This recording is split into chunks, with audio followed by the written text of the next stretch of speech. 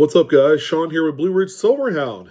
Long time no see. Haven't done a video in a few days. I figured it was time to talk about something rather specific, because 2025 has brought upon already a bunch of like newsworthy, content. The biggest of them all is, yeah, excuse me, I'm battling seasonal allergies. The biggest piece of news of them all, as you guys know, was the president's executive order Super Bowl Sunday that evening after the game, to stop production of Lincoln cents, and that brought with it a lot of stuff, a lot of baggage, especially in the numismatic community. A lot of things were being said. I did a few videos on it. As you guys know, I'm a very passionate guy when it comes to the hobby. So I have a serious vested interest of what happens when and if the 1 cent Lincoln is gonna go bye-bye. Or if I guess at the very least, the mint and the powers that be decide, okay, we're going to change the composition. I mean, how can you get even cheaper than zinc? Apparently, you can. To get these things cheap enough to where it's worthy to continue production, because as of right now, at about 3.7 cents, I guess, is what the cost is to produce each coin, is hardly even just worthwhile, considering that a lot of the extra money can be better allocated to maybe even paying the national debt, right? Which, still becomes a topic of conversation, but a lot of people just really don't have, a lot of clue as to what the national debt entails. But in any event, one of the biggest questions that I have received, and it took me a while to kind of like bear my thoughts about it, because I've received probably 30 to 35, maybe. I didn't quite count it. It was a lot of questions regarding the fact of, okay, if if the sun, moon, and stars were in perfect alignment, and the Treasury Department decides we're going to axe the Lincoln cent, what does that do to the collectability of the coins? All right, and I was like, that's a brilliant question, right? How did Canada fared? It's hardly the greatest comparison, considering that we produce billions of coins each and every single year, up and down, from all denominations. Lincoln cents just so happens to carry the weight of a vast majority of that number. So, I look back, back in 2011, or whenever they stopped the production of Canadian cents. And I asked myself, okay, 15 years later, how have they fared? Because you could still find the coins. Obviously, there's still a lot of collectible pieces out there. I mean, they certainly do have some Canadian specific coin shows north of the border, sure. And then everybody else is selling them as well. So it seems like that there's still plenty out there to be had, and the banks are still seeing them as well. Now, whether or not they keep them and send them off for destruction, as what was originally the intended plan for it was, remains to be seen. I think after 15 years, things do change. But overall, yeah, I mean, there is still a market out there. The collectability is still quite viable. Now, did that make the coins more expensive 15 years later? You can make the argument that maybe just a negligible amount of difference in the values of, say, BU last year Canadian coins, cents, but might actually be worth a little bit extra. Not a whole lot. We're not talking like hundreds of dollars. The rolls to this day, you can still find a BU roll of the last year of the Canadian cents I believe for right around 10, $15. It's not like you're mortgaging your future to obtain some of those. So still very, very quite affordable and obtainable if you wanted some. And there are some on the open market. Most of what you're going to find are going to be in kind of like the clear tube plastic rolls, kind that they shrink wrap onto the coins. So there is that. But will Lincoln Cents follow that same trajectory? And I thought about it. I thought about it some more, and I'm like, you know what? I'm gonna call a few people, and I did. One of which was an old friend of mine that I'd known for quite a while. Quite a while. One of my dad's old friends. I gave him a ring. That was in the hobby. Since I would say probably because let's see. I have to think about this. I think probably since the 70s. Yeah. And, I pose the same question. What would happen to Lincoln Cents? Because if we look at Lincoln Cents as a whole, for the whole total picture of U.S. coin collecting, it is probably the most important series of them all. So I asked them, what would happen, in your opinion, if the government decided to do away with the cent? How would that affect the market? And he made a few good points, some of which I really didn't think about, because he's also very much in tune to the not only the market, he's actually brilliant using the computer and the internet, um, but he's also in tune with the secondary market on the big auction house side of things. So your Heritage Auctions, Stacks Bowers, um, great collections, all those guys. So yeah, he cited a few examples, and he said, "Well, let's put it to you this way: um, if they stop production of Lincoln Cents, it's not like we're going to feel it right away." Okay, that's what he said.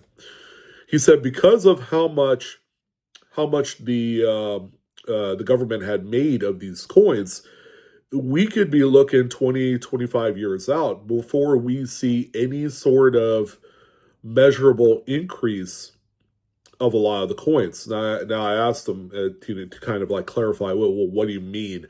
What are we talking about here as far as like the type of coins that we might see increases on? Are we really talking about BU rolls? Are we talking about all the coins, every single date, even the key dates? What are we talking about? He said, well, if we were going to look at the entire market and the entire series of Lincoln Cents altogether, it could be best summed up as like collecting by date, or and he kind of branched off from there. Like, if I were going to be investing in BU rolls, because he collected a lot of BU rolls. They're like solid dates of one specific date, and they're all like brilliant, uncirculated, gorgeous coins.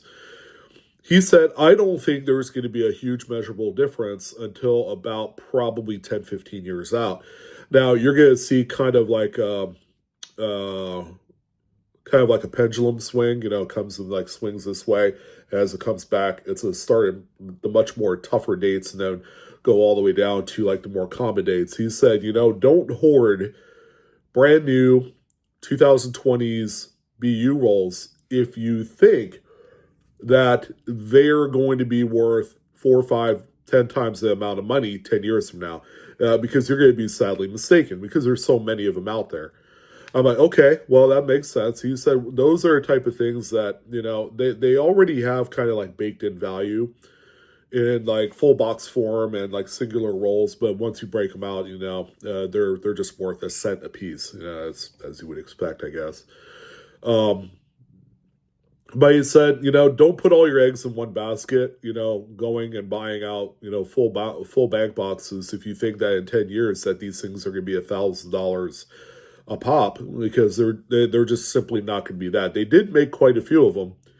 He felt like the market currently right now is so incredibly strong. because he also talked about 2025. He's seen a few of my videos and had stated that they're still wild and crazy. They've dropped down for a full bank box around $400.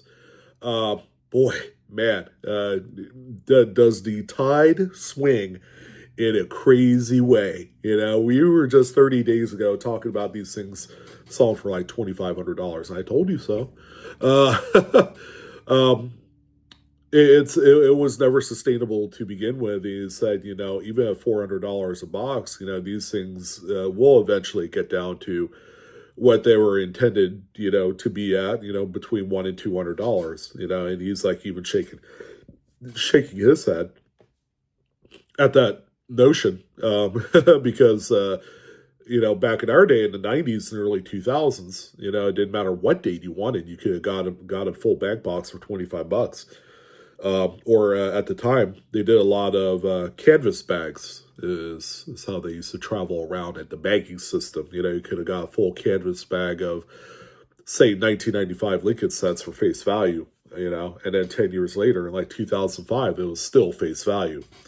But yeah, he said the more common stuff, don't hang your hat on. But he said where there's going to be a crazy opportunity are going to be in the rarities. Your 1909S VDBs, all of a sudden, are going to be way more expensive than what you were buying them at in 2025, is what he told me. And he's noticed that just in the last 10 years that he's paid more for that coin in just okay condition. He said he's thinking like, fine to XF condition, which is just okay. They're still rather expensive coins, even in those grade levels, but he said, whatever you're paying today in 2025, in 10 years, expect those coins to catapult 25 to 50% each, because, they made less of them. If the government decides to collect whatever existing Lincoln cents are out there for destruction, that's going to put even more pressure on the market of these rarities, and he just made really good points all throughout. He said, it has to start somewhere. It's not going to start from the modern shit, is what he called it. The modern shit, and work its way down. He said it's going to start at the key dates and then go up.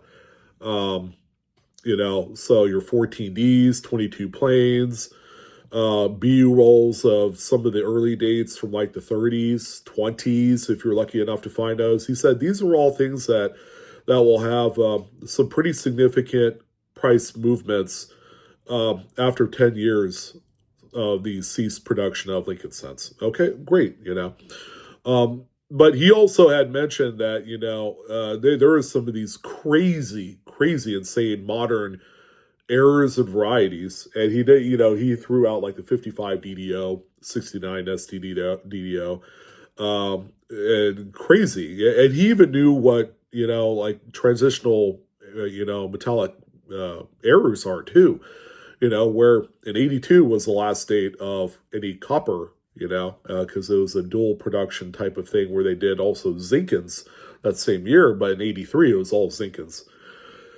Where there were some leftover 3.1 gram copper planchets left over from 82 that were minted in 83 using 1983 dies.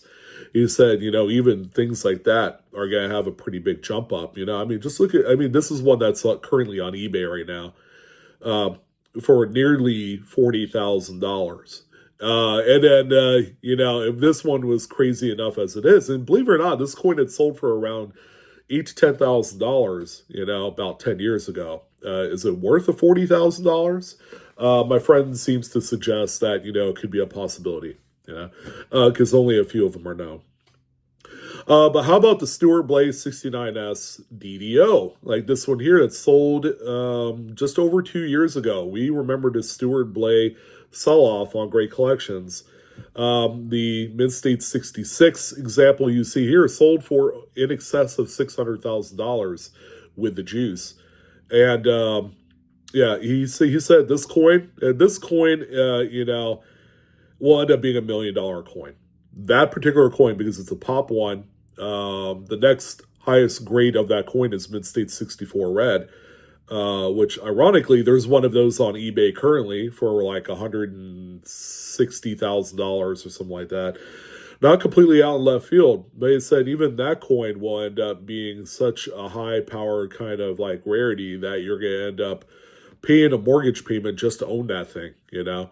Um, so I was like, oh, okay, well, that's kind of cool. So, he had a lot of like sound judgment, and it all makes sense. It all makes sense. And he said, don't take this as a call to action because nothing has happened yet. And this is even in spite of the fact that, the president had done the executive order, and there was all this grumblings and mumblings going around at the mint and things like that. He said this is not a call to action. Hey, don't go out there and buy everything under the sun, because nothing has happened yet. Especially for the people that like to buy in bulk, because you're going to end up losing at the end of the day. If you're out there buying those 2025 boxes, even at $400 a piece, he said that's not the play here. It's just, he wanted to provide what he thought was kind of like the right type of insight of what could possibly happen if scenario X played out, in its totality. And I was like, okay, great. That I guess that's really kind of like what I was thinking as well, is that the coin, because billions of them were made, will continue to be plentiful, but the rarities are going to be the ones that people go gaga over. They're going to be very nostalgic. They're going to have to own it. It's like, here's my one last true chance of getting a 1909 SVDB. Even though that you could have bought it back in 2025 for $2,000, but now you're paying $4,000 for it in 2035.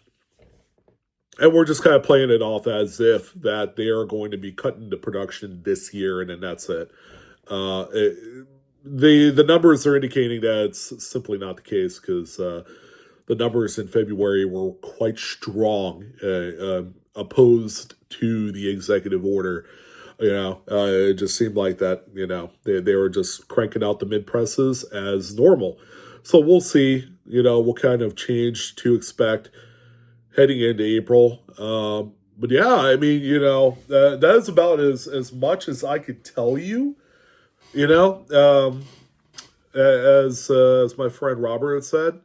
This is not something that we should all just like drop everything, pull our money out of our 401ks, out of our savings, and then go to town on buying Lincoln sets, because there's so much uncertainty and there's so much things that need to kind of like come into play for this to happen, and he just doesn't seeing it go down in his lifetime, or nor in mine. I feel like I got years to live, but yeah, I thought I'd bring that to your guys' attention. Most importantly, he said, have fun with the hobby, and don't see it as kind of like this future investment thing, whereas it could just be something that you enjoy, and at the same time, it's like a mini investment.